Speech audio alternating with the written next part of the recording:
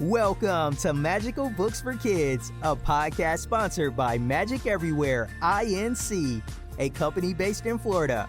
Hosted by Michael John Sullivan, this is your place to hear the very best children's stories and an opportunity to get to know your favorite authors. Now, here is Michael John Sullivan. Welcome to Magical Books for Kids. I'm Michael John Sullivan, and thank you again for joining us for another free edition of our podcast. It is updated every Wednesday, and as we mentioned, it is free on all platforms, including Apple, Spotify, Google Play, our website, magiceverywhereinc.com, as well as YouTube. We're excited to have children's author Monica Exley. She has become a teacher, journalist, educator, reporter, public health official, magazine article writer, author, illustrator, child development interventionist, among other things. She loves to explore, travel, and expand her creative horizons and try new foods. She is living her dreams by writing books and birthing them into the world. Her motivation for writing is that she is changing the world one book at a time. She is making a difference. Her voice matters, and we're glad to have your voice here. Monica, thank you for joining us here at Magical Books for Kids. Thank you for having me. So first of all, as a child, did you have any favorite childhood books or even an author that truly inspired you to become the author that you are today? I really like The Giving Tree, and I've read that over and over, and I still read that for motivation as an adult. Were there any particular books as you got older that you fell into? We speak to a lot of women authors, and they seem to carry along the Nancy Drew series, especially that one as well, the Laura Ingraham series as well. So there certainly seems to be a generic following by women authors for that. Anything in particular as you got older that you really got into? Yes, I love Stephen King and James Patterson, and I've always been connected and drawn to the Bible. I tend to be a spiritual person, so that's always kind of been my fallback too. Are you falling into some particular thing lately? I know with the pandemic and everything, there was a lot of time for people to read. And the one thing that I did find out through publishing, I know a lot of people in publishing, they said the books that were selling the most were children's books because parents were home and they weren't working and they had to deal with their children. And it seems that books became very popular among families and everything like that. So first of all, how did you do during the pandemic? Did you write more? I found some people wrote more. I found some people didn't. In my particular case, it got me to the computer to write my next novel. So in that sense, I took advantage of the time of the pandemic. Was there anything particular that you did or excelled at during that time? So I had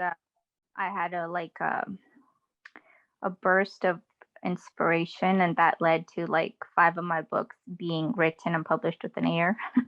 Right, well, that's So great. It actually pushed me forward that way.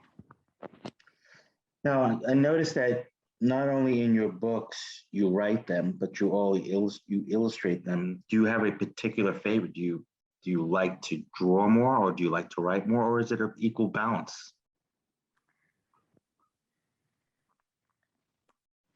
I think it's an equal balance depending on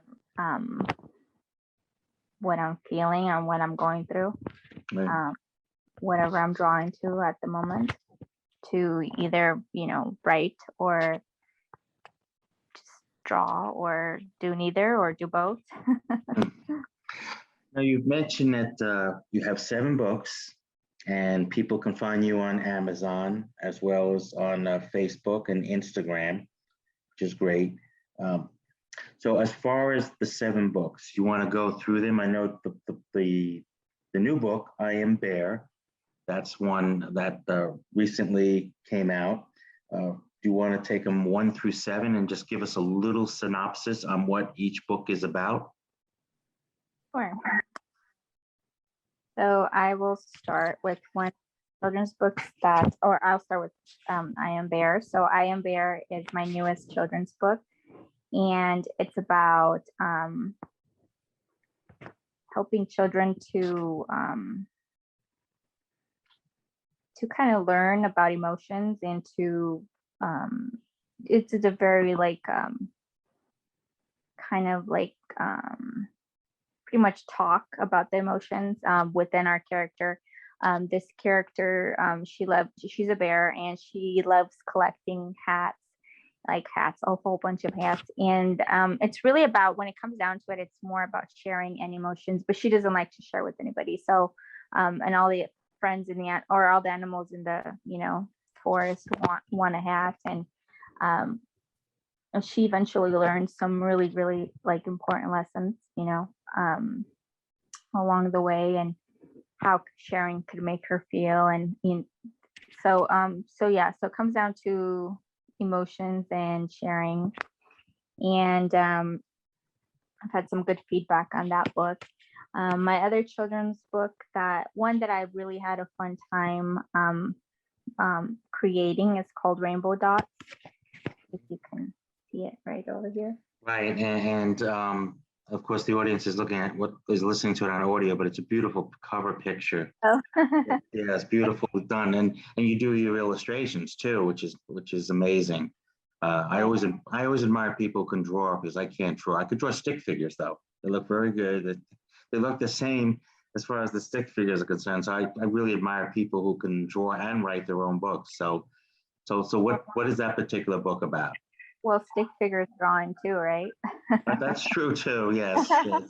They're very plain and simple. Like stick figures before. Yeah. Oh, in school I could only do Snoopy. I could do Snoopy, and I could do like Charlie Brown, but his head was like a circle. So I can do the simple things in that respect.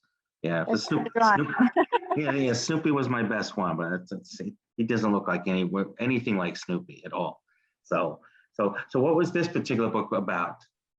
So Rainbow Dots is a book about anti-bullying, and it's a really fun under the ocean book about this octopus that gets bullied on his first day at school, and kind of like learning to stick up to himself and making friends, and kind of them, standing up against bullies and so forth. So that one was that. And then I have one, my very first children's book. It's an alphabet book. It's called Now I Explore My ABC. And this one was really neat as well, because it's for the really young readers, and I have animals in it from A to Z. So it's very colorful and with big letters and like with words, so they're able to learn their alphabet pretty much. And it's like a kid size, like it's almost, so it's really nice. I really enjoyed making that one. And so my other one is Come Here Butterfly, and that one is I got inspired because in my garden I would have a butterfly always stop by and visit every day. So, that one's called Come Here Butterfly, come on my finger. And it's about this little boy trying to make friends with this butterfly. So he's more, he kind of has trouble making friends. And he's learning like, hey, he invites the butterfly, like to make friends with him, like to do different activities that he likes, that he enjoys, like drawing and, different things. And in the end, like it's he learns about trust, how important it is in a relationship, and like in a friendship, really, and then eventually the butterfly like reciprocate, his there's a big connection with the butterfly. Yeah, in that sense. Yeah, it happens. Correct. Right. And as a little boy, I certainly loved butterflies. I try to capture one, and of course, then you realize later, well, you really shouldn't do that. You catch them and you put them in a jar, and of course, that's the worst thing actually you could do.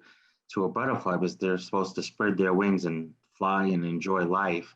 So so the butterfly has this connection with the boy, and I assume that the butterfly is teaching the boy as well things about life and things like that. I think it's like they're both teaching each other something, you know, Yeah. and then they do become friends. But that was there's some nice lessons there with some great illustrations too. So Yeah. A unique relationship too, or a unique friendship between anybody and a butterfly. Yeah, completely two different, you know, Mhm. species or Right. So that's the butterfly. And so what were some of the other books that you've done? You have 7. That was right. My other ones are novels. I have one. So I actually have I'm working on it's one that's a trilogy, and I have 1 and 2 done. The first one's called Shadows, and the second one is Love Ever After. And then I'm working on my third one for that. So this one has been a really, really big project over a few years now, and I'm hoping to have the third one done sometime, hopefully in the near future. And it's just you know, it carries the audience through the struggles of different characters and different personal challenges or different kind of growth things that my characters go through. They have different characters in each of the books, but kind of the umbrella of the same topic, if that makes sense. Right. And so there's a lot of growth in the characters and a lot of transformation and a lot of things that my characters learn of their world, in their world. So right. And there's a different process between doing a children's book, like you've done, as well as a novel. I always call a novel a marathon, whereas a children's book is a little less than that.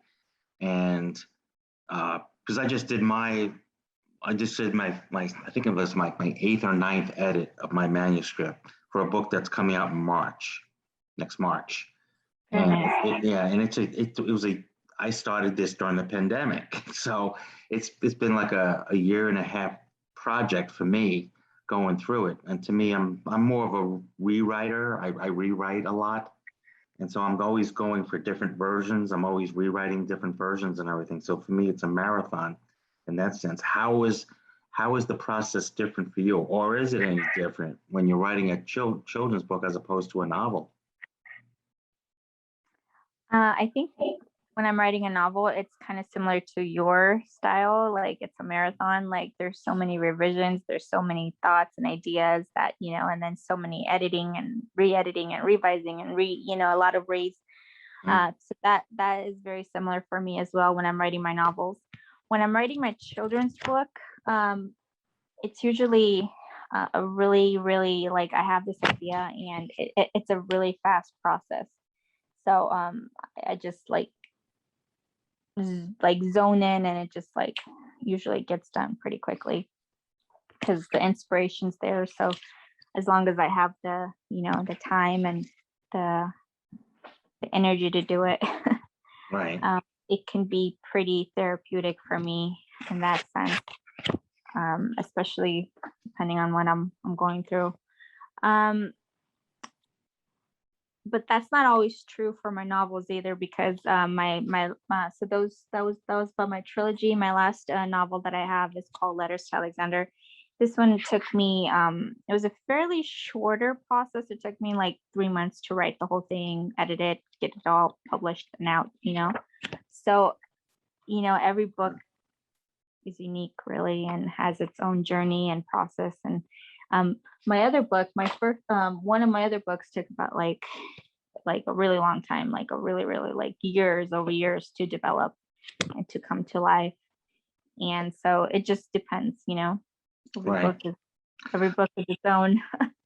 True. Yeah. I mean, yeah, I've written now 5 novels, and The first one went rather quickly, and then the second one was a little bit more laborious. I think I wrote 22 rewrites on it.